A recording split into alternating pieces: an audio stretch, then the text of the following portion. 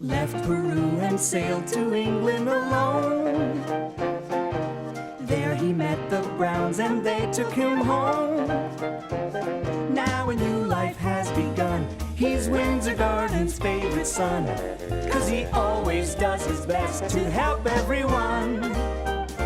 When a problem appears, he never misses a beat and always finds a way to land on his feet. Has his very own unique point of view. Looks at everything as if it's brand new. He is friendly and polite, and he tries to do things right, but he gets in sticky messes just the same. He's curious and speaks his mind, but trouble's never far behind. It's Paddington Bear, he's one of a kind. I'm Paddington Bear. You always told me to save my money for a rainy day, Aunt Lucy. So you'll be happy to know that's just what I've been doing. Putting all of my money in the bank was a very wise decision. Now it would always be safe and sound.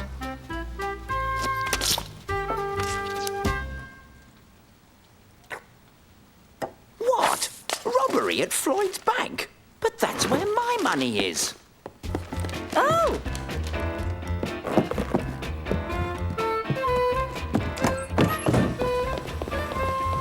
When Paddington puts on his Wellington boots, there's sure to be trouble. But turning right when he always goes left could mean catastrophe. Attention Unit 1, proceed to Floyd's Bank in case the thieves return to the scene of the crime. Over. Hey? Possible shifty suspect spotted in front of the bank. Over. Stay where you are, Unit 1, and keep your eyes on him. I had decided to withdraw all my money from the bank, but I had to be careful. The robbers had struck once, and they might come back for more. Suspect took something from a suitcase, then headed towards the bank.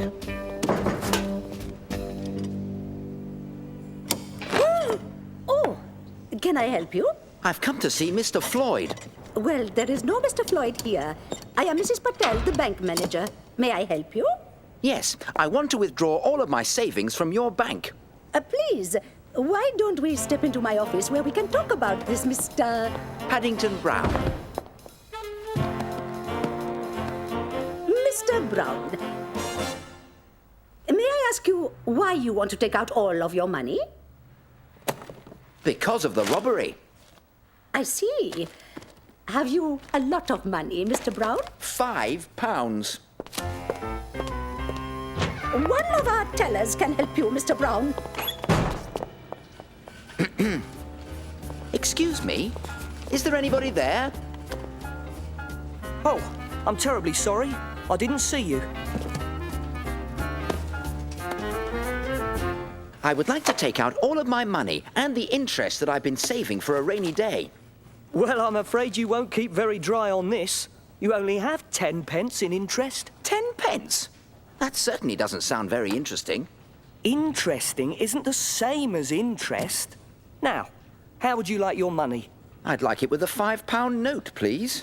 £5, 10 pence. There must be some mistake. This isn't the note I gave you. It's got different numbers. Well, sir, I would think that your note is long gone by now. Perhaps it was stolen in the robbery yesterday. Or maybe we burned it. Burned my money? Burned his money? I better not have burned my money. That's what happens to notes when they get worn out. Please, my money had a large chunk of marmalade stuck to it. But why would they put marmalade on his money? We didn't put marmalade on his money. He did. And I remember your note because it stuck to several others, so I kept it right here out of harm's way until the robbers took it. Then my money was stolen.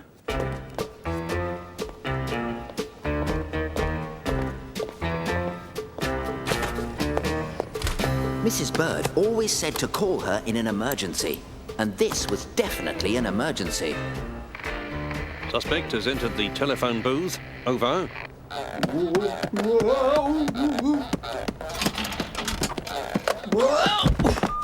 This is the emergency number. Where are you calling from, please? And what kind of help do you need? The bank. I need help at Floyd's bank. All the help you can send. Help is on the way. Finally, it looked like something was going to go right. Emergency at Floyd's bank.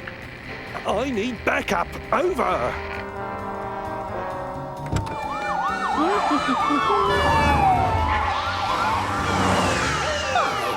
That's the same way Paddington went this morning. I'll eat my hat if he isn't up to something.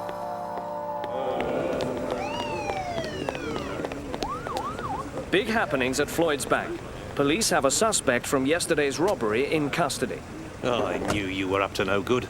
You're nothing but a hoodlum. But it was my £5 note that was stolen. It had a marmalade chunk on it. Well, maybe not a robbery suspect, but a bear causing mischief who deposited money smeared in marmalade. Officer, I believe there's been a terrible mistake. This is no hoodlum.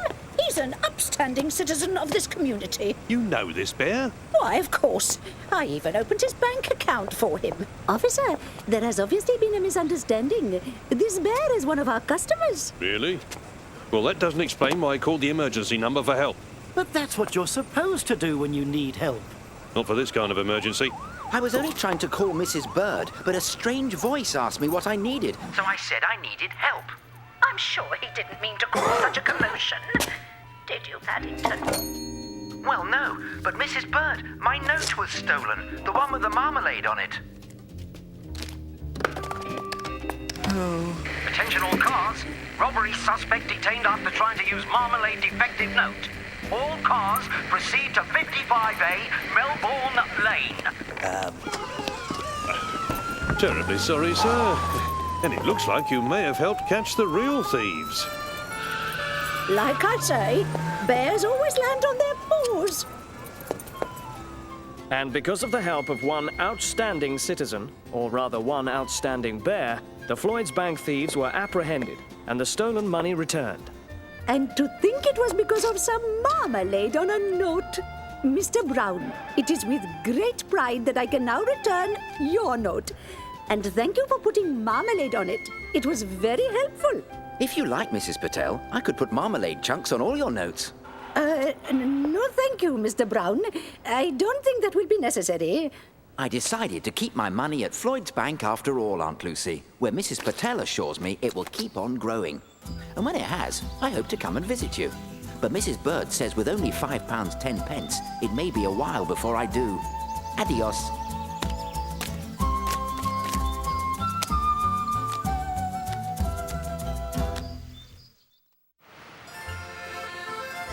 I was very excited when Mr. Gruber told me we would be going mackerel fishing off the coast of Brittany in France. I like fishing, the ocean, and sailing, and couldn't believe my luck that I would soon be doing all three at the same time. Mr. Gruber made friends with a retired admiral, Admiral Gurndy, who now lived and fished for mackerel in France. Mr. Gruber would use our experience in his book, The World and Its Wonders. Mr. Gruber very kindly bought me some oilskins. That's what they call rain pants. But I don't think the shop had many bear customers. Ahoy, Mr. Brown! Shiver me timbers, what's this? Expecting a gale, bear? Shiver your timbers, Admiral Grundy. But all the boards on your boat are still stuck together. I think the Admiral is admiring your new oilskins. Thank you, Admiral Grundy. Paddington Bear, ready for duty, Admiral. Stand by forward! Stand on my forearms. Aye, aye, Captain. Watch the birdie! Watch the birdie. Aye, aye, Captain. Splice the main brace! Hoist the mainsail! Yes, you're right. I am having trouble with my braces. But this should help.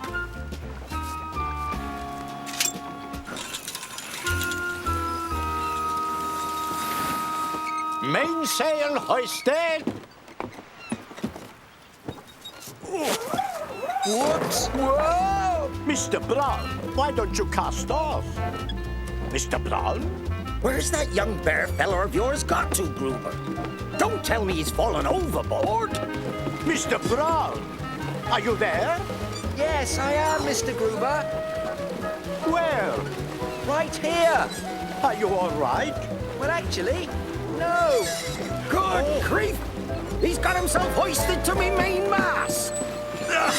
There, now I've got you. Thank you, Mr. Gruber. I had never thought that fishing could be quite so complicated. What with all the nets and lines. But luckily, Admiral Gurndy was there to show us all we needed to know. Always make sure your nets aren't tangled when you throw them over.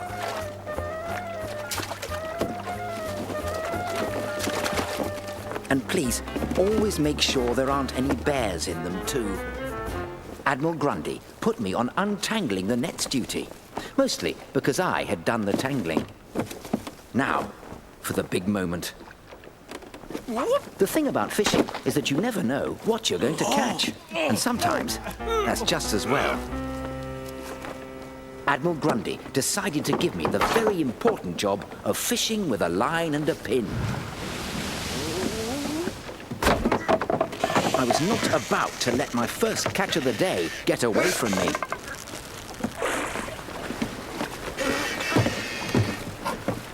But I had caught one of Admiral Grundy's nets. Full of fish. Flying fish, it would appear. Hold on, Mr. Brown! I'm doing my best, Mr. Gruber. Watch out below! Help! Now that's what I call the catch of the day. Good work, mates. After our success at fishing, Admiral Gurndy decided to treat us to a relaxing afternoon on an island. Splendid. We'll set up my tent in case anyone wants to take a nap in the shade. Now, don't forget to tie up there. Thank you for reminding me.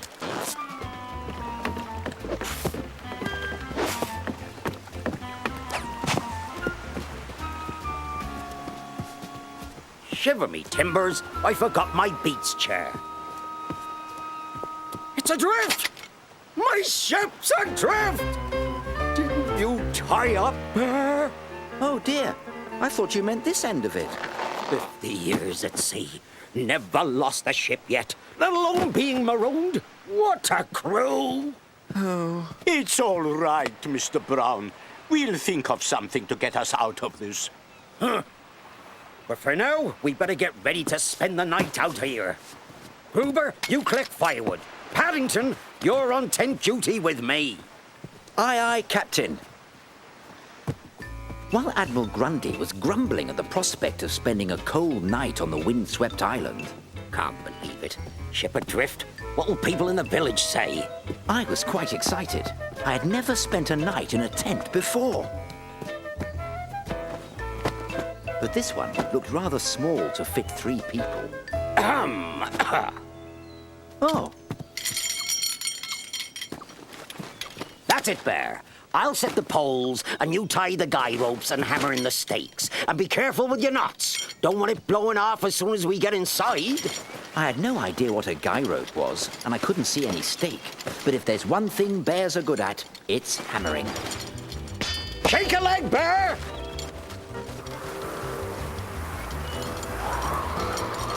Tie it off! It isn't easy with paws. It was time for drastic action.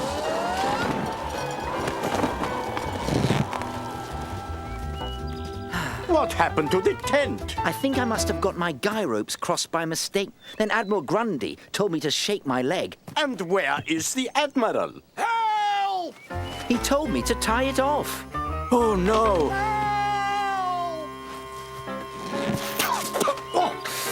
What's the meaning of this? Hello? I saw Monsieur Le Bear's signal for help. What signal for help? Monsieur Le Bear was waving in distress, so I came to the rescue. Come, it is getting late. I wonder, Mr. Brown, About what, Mr. Gruber? if it's just you, or if all bears are born under a lucky star. Don't forget me! Help! Mr. Gruber says our spot of fishing will make an excellent chapter in his book, and the Admiral gave me his tent as a souvenir. He said he would never be able to sleep in it again. But I can't think how I'm going to get it into my scrapbook. One morning, I stopped outside Mr. Gruber's shop when something very strange happened. It was a lovely sunny day, and yet... Excuse me, that was my nose. And what are you doing to Mr. Gruber's window? It's job week. Job week? Well, I hope Mr. Gruber knows he won't be very pleased if you drip on his customers. It's all right, Mr. Brown. People give the scouts odd jobs to do and pay them what they think it's worth. The money all goes to charity. Charity? It would be nice to send some money to Aunt Lucy, but I don't suppose they have bears in the scouts. I shouldn't let that stop you. You must have been a cub once. You could have your own job week. Job week for bears? What a good idea. Excuse me, everyone. I must go and see Mrs. Bird. Goodbye, Mr. Brown. Take care. Oh, you missed a bit here. It's a marmalade chunk. A job? What would be a safe job for Paddington? I don't mind earning danger money, Mrs. Bird. I was thinking more of the safety of the house. Oh, I've always felt very safe here at 32 Windsor Gardens, Mrs. Bird. I've got just the job. You can hang this lot on the clothesline. And when they're dry, I can iron them if you like. Ha ha! I'd like to see that. The day I let Paddington near an iron. I wanted to do a particularly good job with the laundry, so Mrs. Bird would find me other jobs. Wind is very good for drying clothes, but makes it difficult to hang them.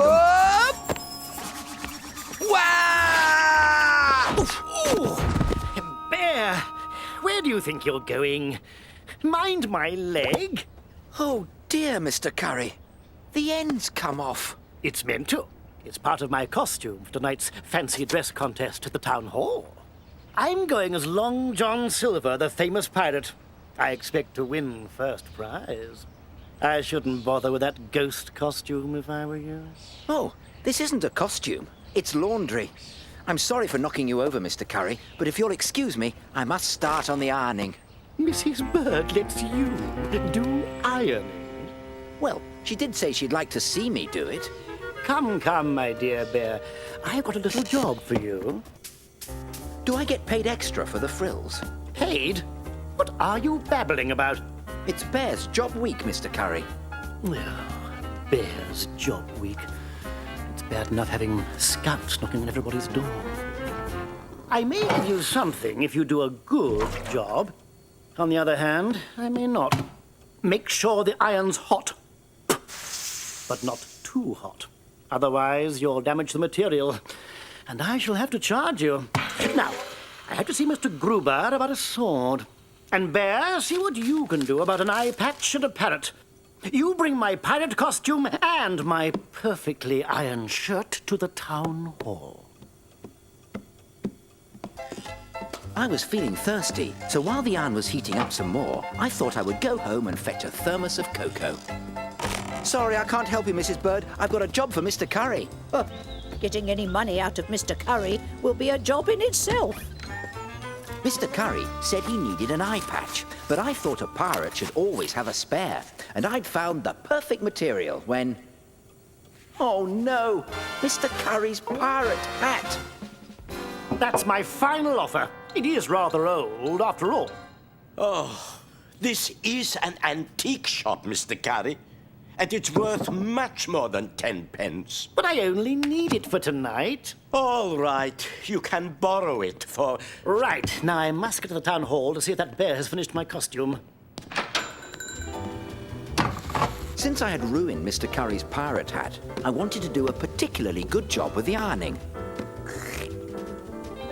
First, I had to make sure the iron was hot enough, just as Mr. Curry had. Mr. Curry said he wanted the wrinkles ironed out, so I hoped I could iron out the cocoa stain too.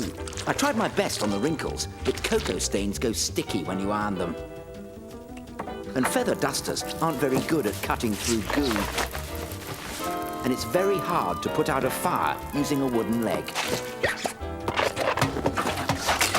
Oh dear. And while I thought I'd found Mr. Curry's parrot, I was pretty certain that I was in trouble again.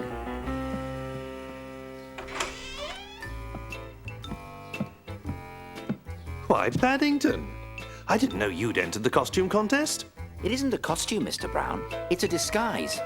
Oh, and if you see me at the jamboree tonight, don't call me Paddington. Call me Redbeard.